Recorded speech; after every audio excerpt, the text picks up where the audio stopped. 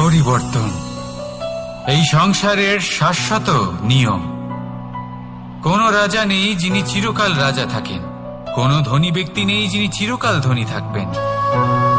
এই সংসারে সূর্যের স্থান নেওয়ার জন্য চন্দ্রিমার আগমন ঘটে।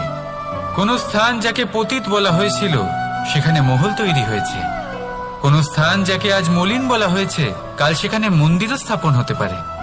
কোন ঋতু চিরকালের জন্য থাকে না, কখনো সময় চিরকাল একরকম থাকে না। আজ যে আপনার কাছে রয়েছে কাল অন্য কারোর ছিল, আজ যে আপনার কাছে রয়েছে কাল তা অন্য কারোর কাছে চলে যাবে। আপনার সাথে কিছু থাকলে তা হলো আপনার কর্ম, কিন্তু সেই কর্মের পরিণামও আপনার নয়। আপনি শুধু কর্ম করুন, বাকি সবকিছুই পরিবর্তনশীল। কিন্তু সেই পরিবর্তনকে দেখে ভয় পাওয়ার প্রয়োজন নেই, তাকে স্বাগত জানান। যদি আপনি হাসি মুখে সেই পরিবর্তনকে স্বাগত জানান, তাহলে এই পরিবর্তনও হাসি মুখে আপনার সাথে থাকবে।